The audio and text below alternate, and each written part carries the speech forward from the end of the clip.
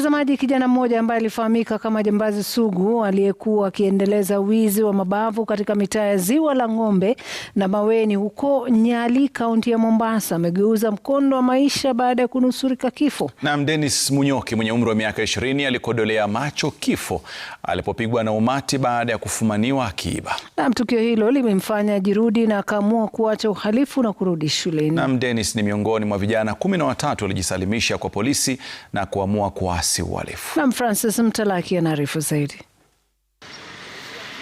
Amekuwa mwiba na tishio mtaani Ziwa la Ng'ombe, Nyali, kaunti ya Mombasa.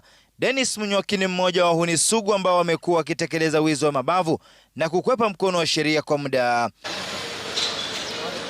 Miaka mitatu iliyopita alidinda kuendelea na masomo akiwa kidato cha 3 na kujiunga na kundi la wahuni baada ya kuepuka kifo kwa tundu la sindano alipopigwa na umati na wenzake kutoroka. Aliamua kubadili mkondo. Salemobu alivyonishika akanipiga, kwa bahati nzuri au bahati mbaya nikapata ile iponyoka, nikaingia kona na nikapona hivyo.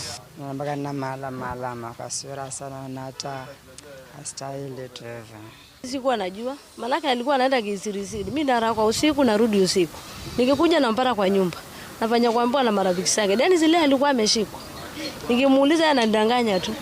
Alikuwa amepigiana. Hakuwa niambia kama alikuwa ameibia mtu simu.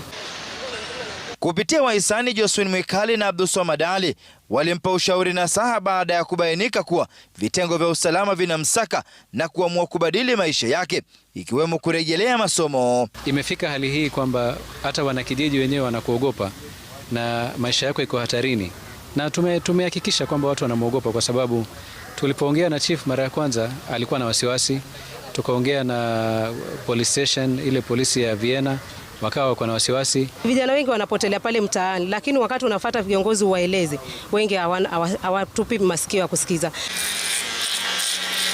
Wakiandamana na maafisa wa polisi walimpeleka kinyozi ili kujinadhifisha, Dennis akionekana kutulia na kusisitiza kuwa amebadilika kutokana na yale aliyopitia miaka mitatu alipojihusisha na magenge ya Mombasa.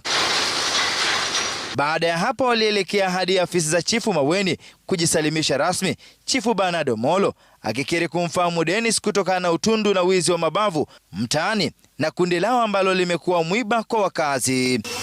Mimi kwanza nafurahi, maana akija hivi mwenyewe inaonyesha kuwa ako serious, na watu wengi wamekuja hivi tukaongea, tumekaa na wamekuwa watu wazuri katika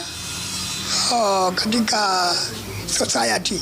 Baada ya hapa tulielekea hadi shule iliyomkubali Dennis Munyoki baada ya ushawishi wa muda mrefu kwa mwalimu mkuu kumkubali, kwani hakuna shule iliyokuwa inamtaka tena kijana huyu.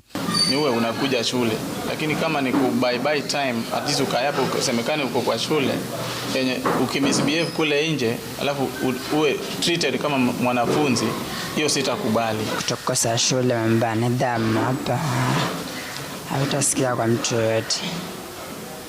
Sasa nimekuja hapa nabadilika, sasa kwa mwanafunzi mtiifu.